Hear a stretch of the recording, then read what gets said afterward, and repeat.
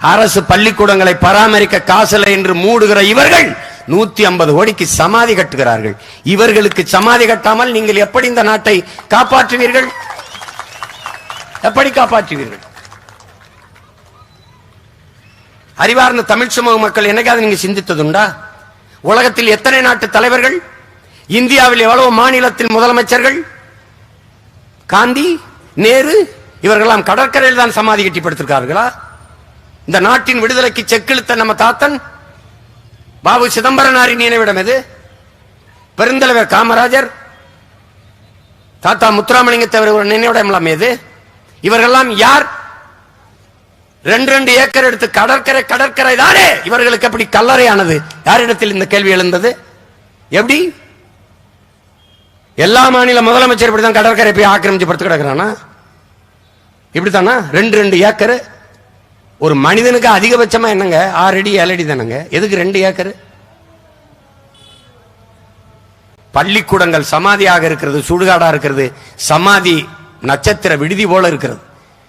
நீங்கள் எழுதி வைங்கள், ஒரு நாள் உங்கள் மகன் இந்த சமாதியை தரமட்டமாக தகர்க்கல, நீ பார்த்துக்கிட்டே இரு.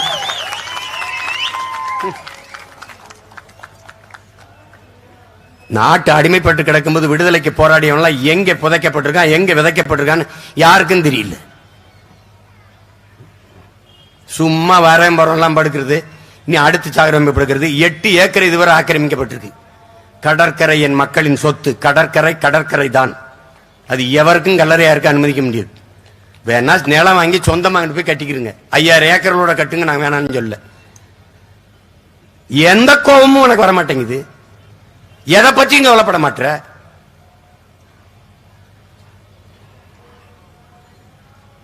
13 வருஷமா கத்தி செத்தாச்சு.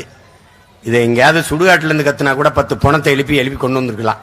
இந்த இனத்துக்கு முன்னாடி நீ கத்தி நெஞ்சு வெடிக்க கத்தி தொண்டை தண்ணி வறண்டு போகுது. இந்த முத நாள் இன்னும் 40 தொகுதிக்கு போகணும். எம்பிட்டு கத்தணுமோ எவ்வளவு பேசணுமோ என்ன ஒன்னும் புரிய மாட்டேங்குது. கடைசியா பார்த்தா அது வாக்கு எந்திரத்தில் அவன் விளையாடி விட்டு போறான்.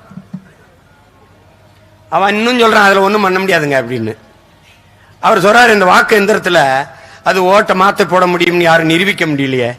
அப்ப மூக்குத்திக்குள்ள பிட்ட கொண்டு போகலாம்னு மட்டும் யார் நிரூபிச்சது? நீட்டு தேர்தல் எழுதும் போது என் தங்கச்சியிலுடைய மூக்குத்தி தோடை கலெக்டரிலாம் இல்லையா, உள்ளாடை கலெக்டரிலாம் இல்லையா?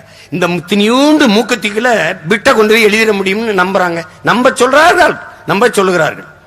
ஆனால் இந்த எந்திரத்திற்குள் ஒன்னும் செய்ய முடியாதுங்கிறார்கள். சந்திராயனுக்கு ராக்கெட் விட்டியல்ல, சந்திர மண்டலத்துக்கு சந்திராயனை எங்க இருந்து விட்டீங்க? சந்திரன் கிட்ட போயா இல்ல இங்க உட்கார்ந்தா? இங்க உட்கார்ந்து இயக்கிற முடியுதுல்ல.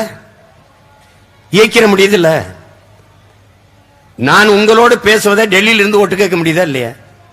எங்க அம்மாவுக்கு நான் பேசுறதை நீ பதிவு பண்றீங்களா இல்லையா? முடியுதுல்ல. அப்புறம்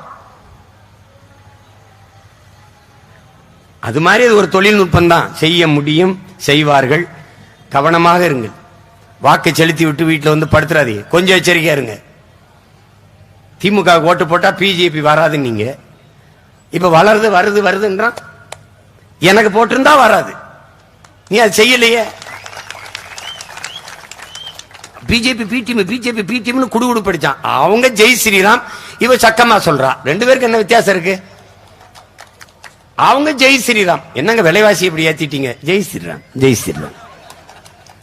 என்னங்க அந்த 2 பெண்ணை இப்படி கற்பழிச்சு தீ வச்சு கொளுத்திட்டாங்க? ஜெய் ஸ்ரீராம்.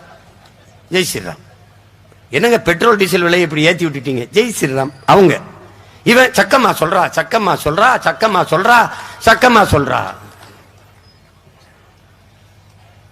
அதே சக்கமா தான் சொல்றா. உங்களை ஒரு நாள் வச்சு கொல்றா. பார்த்துக்கிட்டே இரு நீ.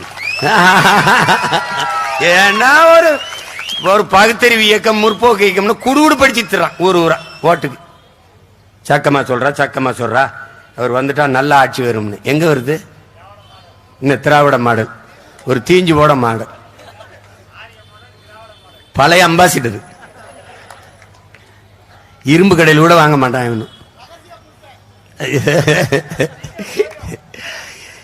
இதை என் தாய் தந்தையர் எங்களை நம்பி வாக்கு செலுத்துறார்களோ, என் தம்பி தங்கைகள் செலுத்தி விடுவீர்கள் என்று அசைக்க முடியாத நம்பிக்கை எனக்கு இருக்கு.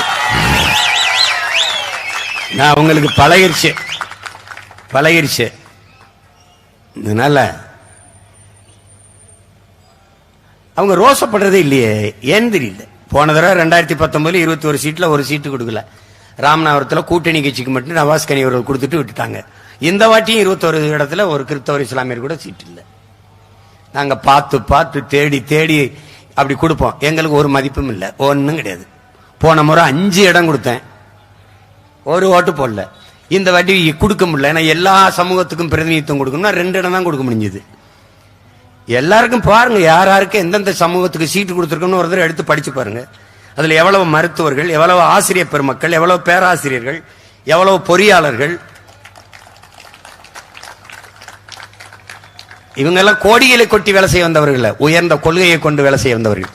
காசை வைத்துக் கொண்டல்ல, கருத்தியல் புரட்சியின் மூலமாக இந்த நிலத்தை வளத்தை பாதுகாக்க வேண்டும் என்று வந்தவர்கள். மண்ணின் வளத்தையும் மக்களின் நலத்தையும் பாதுகாக்க வேண்டும் என்ற உயர்ந்த எண்ணத்திலே களத்திலே நிற்பவர்கள் என்னுடைய தம்பி தங்கைகள். அப்படி இந்த களத்திலே திருநெல்வேலியிலே கடந்த முறையும் நிறுத்தினேன், இம்முறையும் நிறுத்திருக்கேன். காரணம் நம்பிக்கை. நம்பிக்கை. அலெக்சாண்டர் பெற்ற வெற்றிகளை எல்லாம் தன் தோழர்களுக்கு பிரித்து கொடுத்து விட்டான். வெறுங்கையோடு நிற்கிறான். அவர்கள் கேட்கிறார்கள், சக வீரர்கள், அலெக்ஸ் எல்லாவற்றையும் எங்களுக்கு கொடுத்து விட்டாய், உன்னிடத்தில் ஒன்றுமே இல்லை என்று வேகமாக ஓடிப்பை தன் குதிரை மேலே ஏறி நின்று தன் இடுப்பிலே இருந்த வாளை உருவி விண்ணை நோக்கி உயர்த்தி சொன்னான், என்னிடத்திலே நம்பிக்கை இருக்கிறது என்று. அதேதான் உங்கள் பிள்ளையும் சொல்கிறேன். உன்னை ஒருவனாலும் தோற்கடிக்க முடியாது, உன் நம்பிக்கையில் நீ தோற்கிறவரே என்கிறான் மாவீரன் சுபாஷ் சந்திர போஸ்.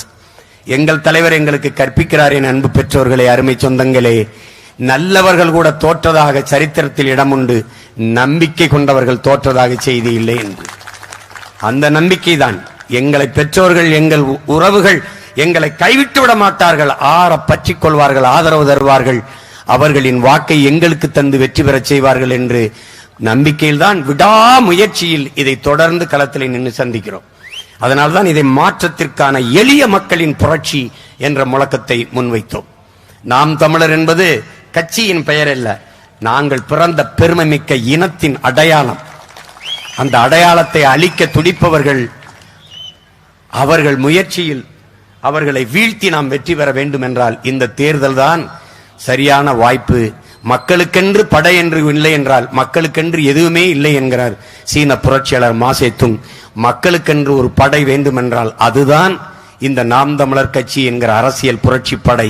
மீனவருக்கு பிரச்சனையானாலும், மாணவருக்கு பிரச்சனையானாலும், விவசாயிக்கு பிரச்சனையானாலும், எந்த ஒரு இடையூறுனாலும் களத்திலே முதலிலே வந்து நிற்பவர் இந்த நாம் தமிழர் கட்சி பிள்ளைகள் தான். உலகில் உடலில் எங்கு காயம்பட்டாலும் முதலில் கண்ணு அலும், உலகில் எங்கு காயம்பட்டாலும் தமிழர் மண்ணு அலும், அதிலே நான் தமிழர் கட்சி பிள்ளைகள் அழுவார்கள். அதான் நடந்திருக்கு, அதான் நடக்கும். எனவே என் உயிர் சொந்தங்கள், உங்களை நம்பி நிற்கும் இந்த பிள்ளைகளை கைவிட்டு விடாதீர்கள். நீங்கள் நபிகள் அவர்கள் சொன்ன நல்லாட்சி, நல்ல ஒரு அரசு அமைவதற்கு எங்களுக்கு வாக்கு தாருங்கள். உங்கள் அனைவருக்கும் என் அன்பும் வணக்கமும். புரட்சி எப்போதும் வெல்லும். நாளை எங்கள் வெற்றி அதை சொல்லும். நெல்லையிலே, திருநெல்வேலியிலே நிற்கிற நாடாளுமன்ற வேட்பாளர் என் அன்பு தங்கை பா சத்யா அவர்களுக்கு மைக்கு சின்னத்திலே வாக்கு செலுத்தி வெற்றி பெற செய்யுங்கள். எங்களின் வெற்றி உங்களின் வெற்றி, தமிழ் பேரினத்தின் பெருமை மிகு வெற்றி. இவர்களின் கட்சி வெற்றியடைவது வழக்கமான ஒரு வெற்றிதான். ஆனால் உங்கள் பிள்ளைகள் எங்கள் நாம் தமிழர் கட்சி வெற்றியடைவது வரலாற்றில் மாபெரும் புரட்சியாக மாறும். அந்த புரட்சிக்கு நீங்கள் வித்திடுங்கள். நன்றி, வணக்கம். நாம் தமிழர்.